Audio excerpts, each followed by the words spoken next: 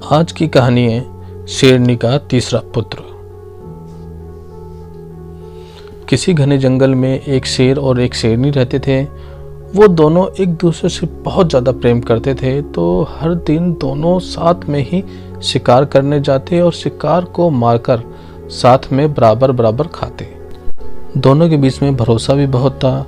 कुछ समय बाद शेरनी ने 2 पुत्रों को जन्म दिया। जब शेरनी ने बच्चों को जन्म दिया तो शेर ने उससे कहा, अब से तुम शिकार पर मत जाना, घर पर रहकर खुद की और बच्चों की देखभाल करना। मैं अकेले ही हम सब के लिए शिकार लेकर आऊँगा। शेरनी ने भी शेर की बात मान ली और उस दिन से शेर अकेले ही शिकार के लिए जाने लगा। वहीं शेरनी घर पर रहती और बच्चों की भी देखभाल करती थी। बदकिस्मती से एक दिन शेर को कोई भी शिकार नहीं मिला। थक हार कर वह खाली हाथ अपने घर की तरफ आ रहा था तो उसे रास्ते में लोमड़ी का एक बच्चा अकेले घूमते हुए दिखाई दिया।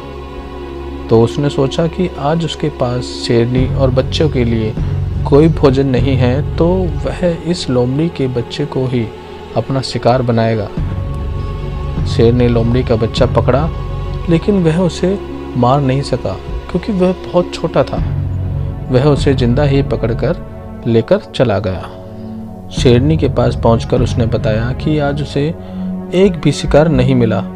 रास्ते में उसे यह लोमड़ी का एक बच्चा दिखाई दिया तो वह उसे ही मारकर खा जाए। शेर की बात सुनकर शेरनी ने कहा, जब तुम इस बच्चे को नहीं मार पाए तो मैं कैसे इस बच्चे को मार सकती हूँ। मैं इसे नहीं खा सकती। इसे भी अपने दोनों बच्चों की ही तरह हम पाल पोस कर बड़ा करेंगे और अब से ये हमारा तीसरा पुत्र होगा। अब उस दिन से शेरनी और शेर लोमड़ी के बेटे को भी अपने पुत्र की तरह ही प्यार करते थे। वह भी शेर के परिवार के साथ बहुत खुश था। उन्हीं के साथ खेलता कूदता और बड़ा होने लगा। तीनों ही बच्चों को लगता था कि वह सारे शेर ही हैं। जब वह तीनों कुछ और बड़े हुए तो खेलने के लिए जंगल में चले गए। एक दिन उन्होंने वहां एक हाथी को देखा। शेर के दोनों बच्चे उस हाथी के पीछे शिकार करने के लिए निकल गए। वहीं लोमड़ी का बच्चा डर के मारे उन्हें ऐसा करने से मना करने लगा। लेकिन शेर के दोनों बच्चों ने लोमड़ी के बच्चे की कोई भी बात नहीं मानी और हाथी के पीछे शिकार करने चले जाते हैं। लेकिन लोमड़ी का बच्चा वापस घर आ जाता है। कुछ ही देर बाद जब शेरनी के दोनों बच्चे भी वापस आ जाते हैं तो उन्होंने जंगल वाली सारी बात अपनी माँ को बता देते हैं।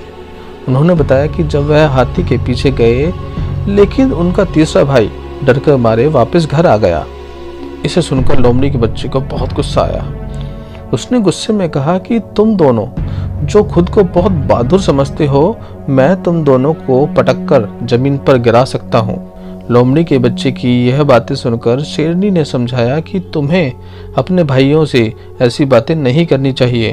तुम्हारे भाई झूठ नहीं बोल रहे हैं, बल्कि वो दोनों सच बता रहे हैं। शेरनी की बात भी लोमड़ी के बच्चे को अच्छी नहीं लगी और गुस्से में उसने कहा, तो क्या आपको भी लगता है कि मैं डरपोक हूँ और हाथी को देखकर मैं डर गया था। लोमड़ी के बच्चे की इस बात को सुनकर शेरनी उसे अकेले में ले गई और उसे उसके लोमड़ी होने का सच बताया। हमने तुम्हें भी अपने दोनों बच्चों की तरह बड़ा किया है, उन्हीं के साथ तुम्हारी परवरिश की है, लेकिन तुम लोमड़ी वंश के हो और अपने वंश के कारण तुम हाथी जैसे बड़े जानवर को देखकर डर गए और घर वापस भाग आए। वहीं तुम्हारे दोनों भाई शेर वंश के हैं, जिसकी वजह से वह हाथी का शिकार करने के लिए उसके पीछे चले गए। शेरनी ने आगे कहा कि अभी तक तुम्हारे दोनों भाइयों को तुम्हारी लोमड़ी होने का पता नहीं है। जिस दिन उन्हें यह बात पता चलेगी तो वह शायद तुम्हारा भी शिकार कर सकते हैं। इसलिए अच्छा यह होगा कि तुम जल्द से जल्द यहाँ से चले जाओ और अपनी जान बचा लो। शेरनी से अपने बारे में सच सुनकर लोमड़ी का बच्चा डर गया और मौका मिलते ही वहाँ से रात को छिपकर भाग गया।